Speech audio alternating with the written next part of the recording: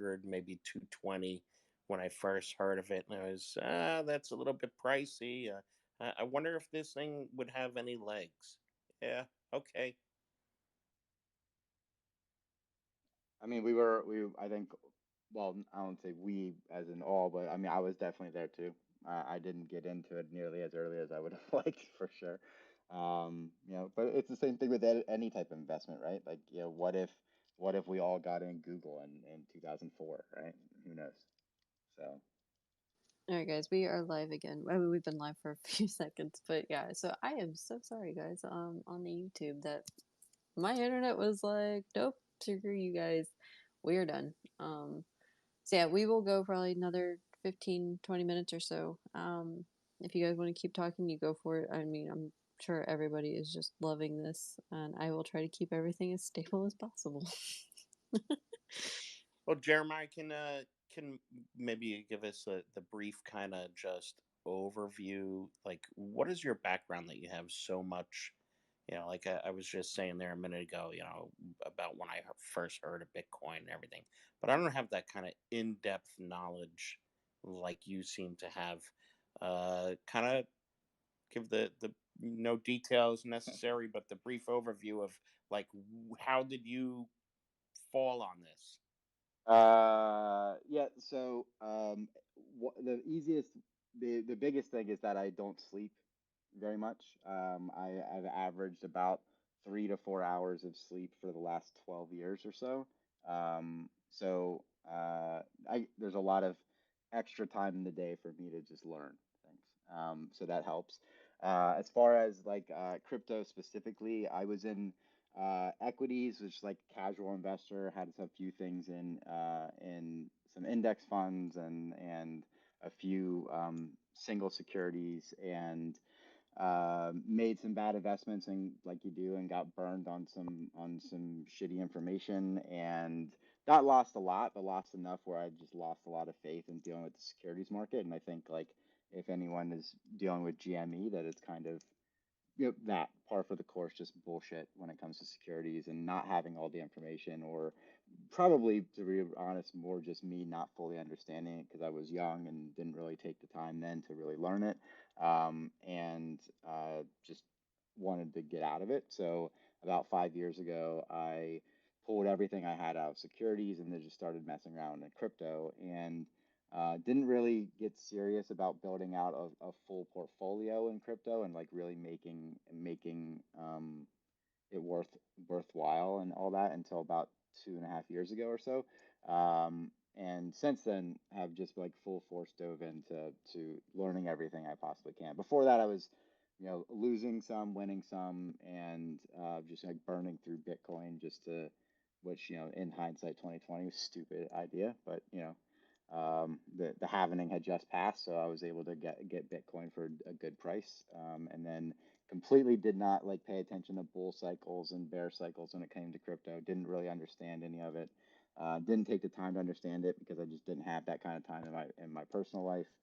And then yeah, and finally I just like, I need to actually bear down and figure out what's going on here. Otherwise, I'm just wasting money, and has haven't looked back. Basically, just consistently learning everything I can about every coin that I can, that interests me, that doesn't interest me, whatever case may be. And the Discord has helped a lot because there's people in there that have we've bounced ideas off of each other about coins that they find and coins that I find, and trying to prove out the tech stack and see if it's a worthwhile investment, even in small amounts, and things like that. Ultimately, I'm a very strong proponent of the idea that there is never going to be a crypto to rule them all. That Mhm. we have lived for decades, centuries, even not being able to agree on the idea that there's a single currency to rule them all. And even though U.S. dollar is the global reserve currency, it's not a truth that a lot of people like to admit or think about.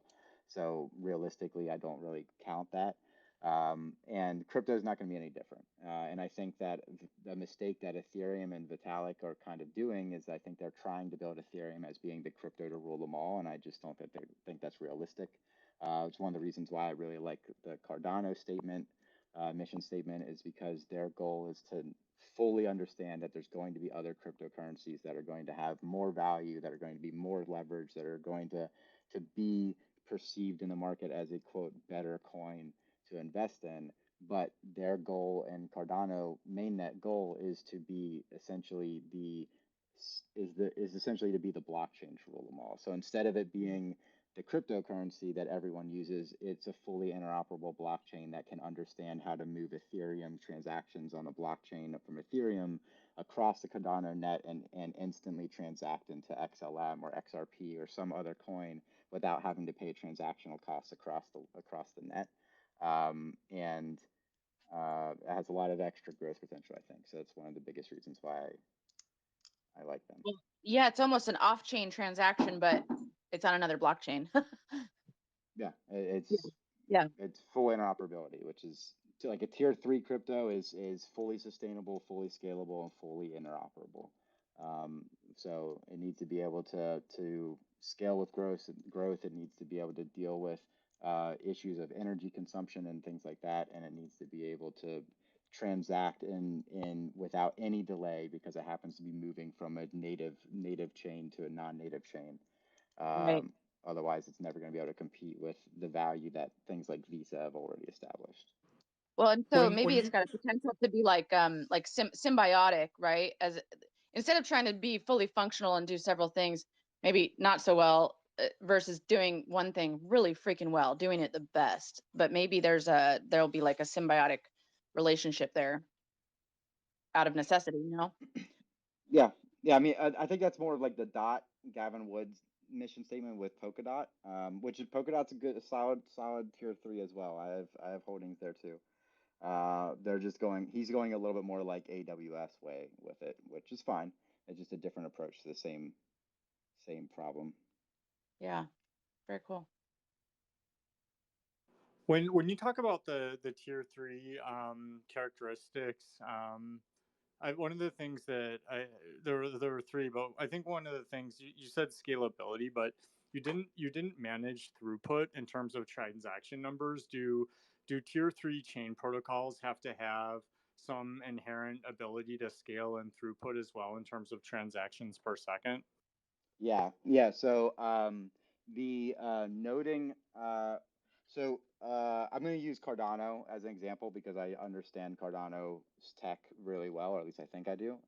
It's just easier to explain it that way. But the other tier 3 cryptos that are managed to really push on the scalability side of things and focus really on the scalability side of things have their own methods for it. But Cardano uses something called the Ouroboros staking protocol, and it took 3 years to develop to the point where it was ready for a test net.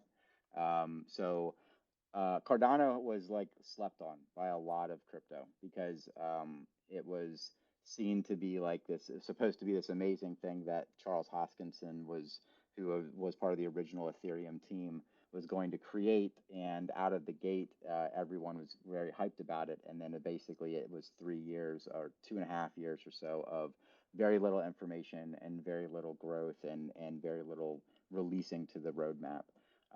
And that was because the staking protocol that they were creating is now considered, even by people who don't invest in Cardano, to be essentially the best solution for scalability and proof of stake consensus algorithms.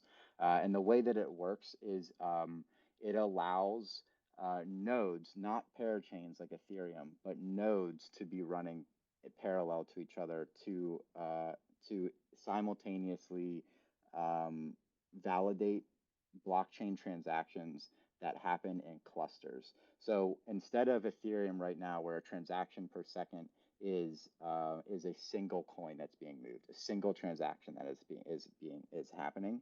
Cardano is built out of the gate to be able to say that there are 50 different transactions that are happening that are each moving 15 Cardano from address to address.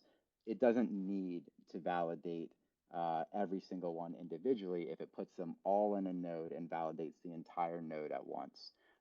So it can do cluster validation across the node validation pools, the staking pools. And then the other thing that it does that hasn't really been done before is instead of doing a consensus validation of a 51% consensus, it takes a consensus of a consensus in order to validate, meaning that let's assume that there are 10 nodes that are being used in the pool. Each one has a cluster block of 50 transactions that are in each of those nodes. It does not need to get to a 51% consensus across all of those nodes if they're all running the same transactions for validation. All it needs to do is get to a 51% total consensus across the 10 nodes as aggregate, which means that all the nodes can be running on their own limited resources, and some can be running faster than others, and it won't end up slowing down the transaction speeds because as an average, they will all nodes will on average take about the same amount of time to validate the transactions. Is And that then the can I ask a quick question? Is that so if it needs to get to 51%, is that achieving quorum? Is that what they refer to it as, or is it something different for the cluster? yeah, so it's yeah, I guess it would be aggregate 51% across every node in the cluster. So it doesn't need to be it's not technically a 51% consensus at that point because it could theoretically be a 30% total consensus, but it's still 51% across the entire cluster, which means that it's Oh, allowed, whichever nodes are available. Okay, exactly. gotcha. Got it. Got it. And then on top of that, the staking pools that exist, the node clusters that exist, all are able to run in parallel with each other on the Hydra protocol, which essentially is a and this part is theoretical. This part has not been built out yet. The current transactions per second speed of Cardano is somewhere between 700 and 1500 transactions per second, depending on how many coins are currently being staked. Current stake decentralization is around 78% of all ADA is being staked. So on average, it runs around 900 transactions per second right now. But the Hydro protocol is the next phase of the roadmap. So there are 5 phases of the roadmap. We're ending the utility phase. So the Alonzo hard fork launches on 9/12, which brings smart contracts to Cardano and makes them equivalent to everything that Ethereum can do as far as smart contracts and tokenization goes. Wow. The next phase 4, is scalability and implementing the Hydra protocol. Hydra protocol allows those nodes to run as separate heads that are independent of each other. So you could have a theoretical exponential increase of nodes running side by side that are completely independent of each other, but are still running on within the same blockchain. And they're just inserting blocks one after another because at that point, this order of the blocks don't matter because they're validating them through the 51% consensus across the full node. So, Oh, that's so cool. so with that, the theoretical growth of scalability is up to 1 million transactions per second on Hydra. Well, Whoa, that's yeah, it's like the game changer right there. yeah, Yeah. yeah. Well, and it makes me think about when Elon Musk tweeted, he's like, "Oh, we're not going to offer Bitcoin for, our Teslas until they get more efficient." And, somebody could, I think the how economic it is, how many transactions they can do for as little for the smallest amount of electricity and resources. That's several of these blockchain platforms are going to have their hands forced, right? Because if you're not efficient, like I think there's going to be some limitation at some point, right? That here's here's what you have to be able to transact at, or you can't play, right? There's a green component to it at some point that's going to get more serious, I feel like. Yeah, and proof of work algorithms are they're just not scalable to any type of efficiency. The more the blockchain grows, the higher the validation, or the more complex the validation algorithms get, the longer it takes to do. Like Bitcoin at 7.5% or 7.5 transactions per second is nothing compared to XLM right now is already running at 1,000 transactions per second. So I would love to do another session on just a Cardano architecture.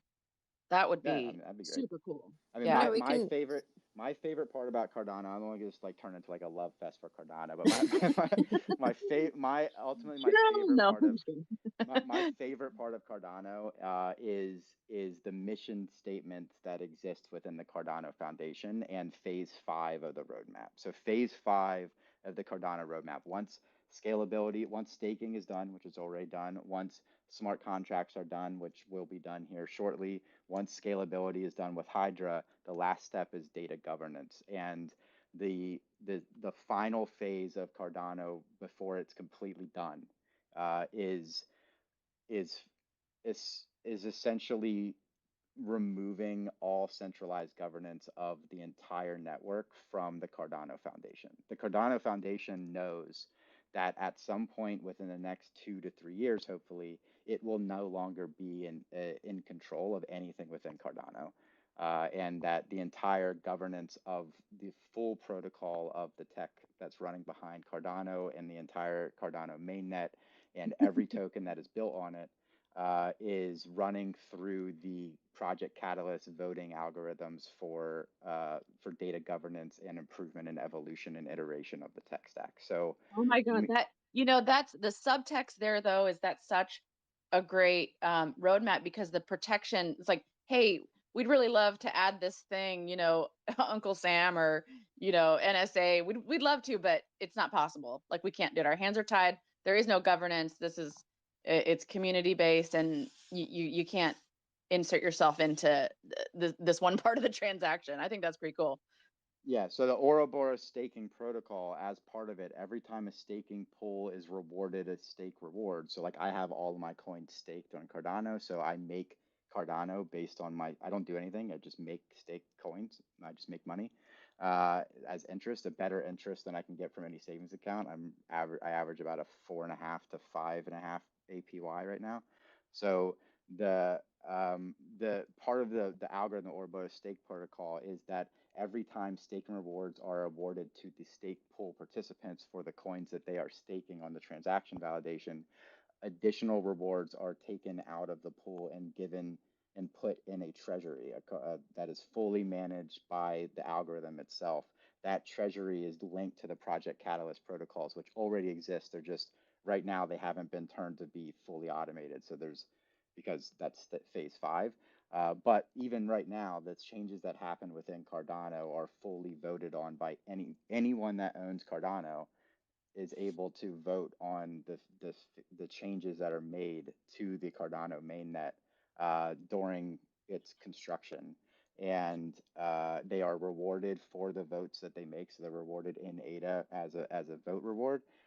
And additionally, if the projects are greenlit by the community, that treasury is automatically given, whatever the percentage of a treasury is automatically given to the team that has created the best potential white paper improvement for the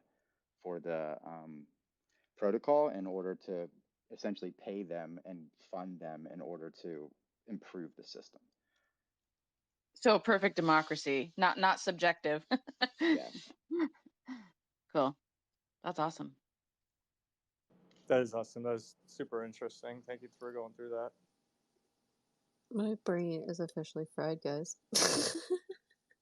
I have no idea. Like, yeah, we're gonna have to do an entire we'll do another how we're doing NFT week this week. We'll do like an entire crypto week another week.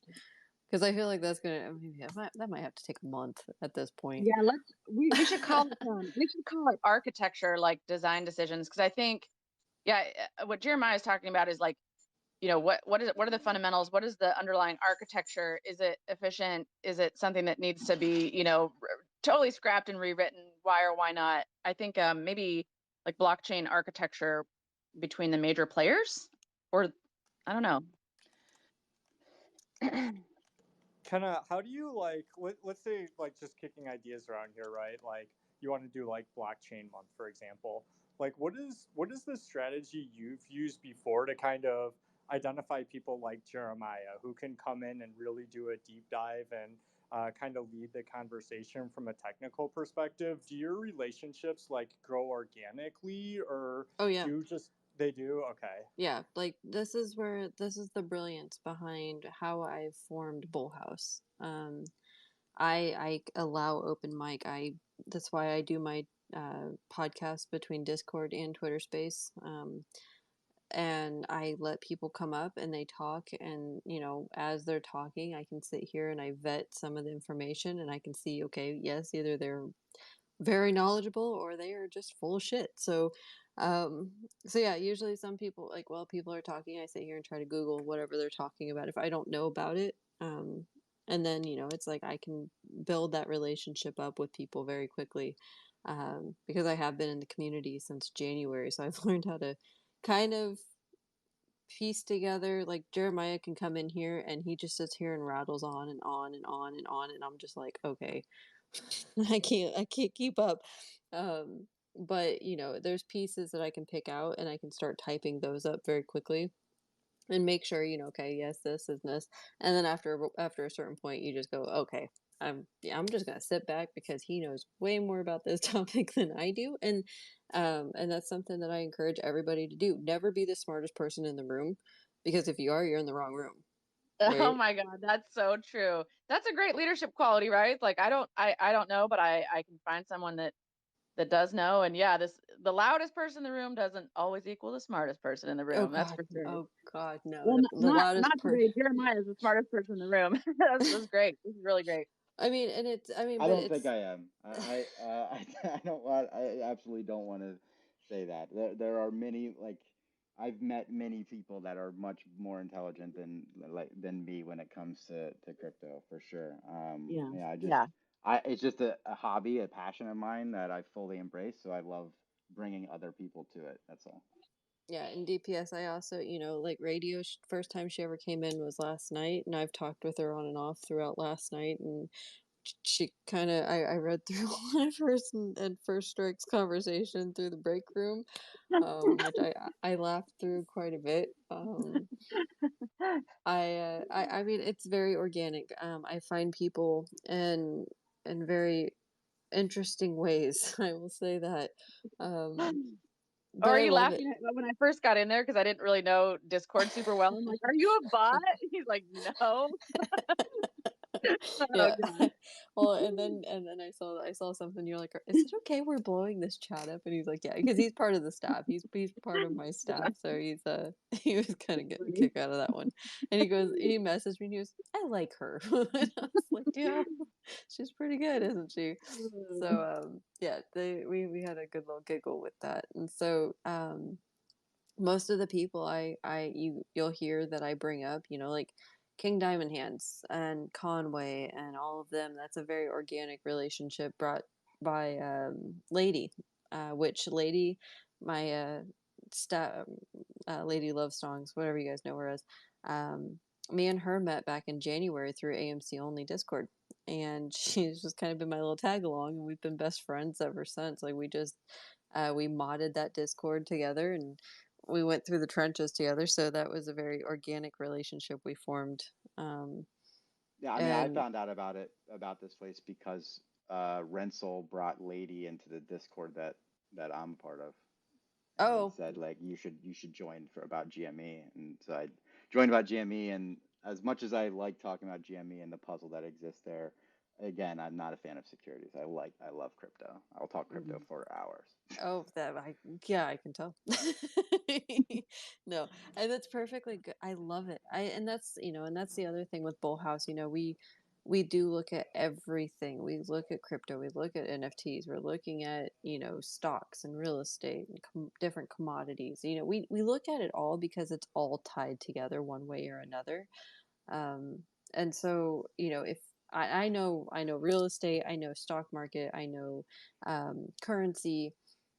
I I can dabble in crypto, I can dabble in NFTs, but if there's more people more knowledgeable than me, I'm going to let you just talk, because that's where I'm going to learn. And the best way that I learn is I can absorb it, and then I can go and teach it again, because that's the best way to do it. So but I appreciate it, and yes, we will have a crypto. Sorry guys, my daughter I think just fell. um we have we'll figure out a crypto time frame for sure. So